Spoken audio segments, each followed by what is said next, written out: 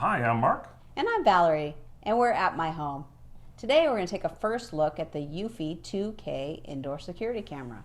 So tell me, Mark, what's so great about this thing? Well, the 2K camera is kind of nice because it's a high resolution 2K. A lot of the cameras typically are like 1080p, but this is 2K.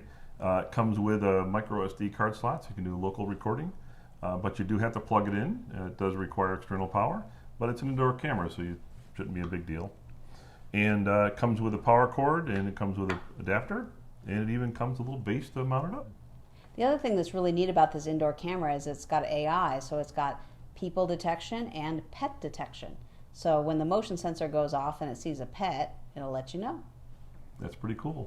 It also works with Alexa and Google and Apple HomeKit. That's really neat. We're excited to try that out.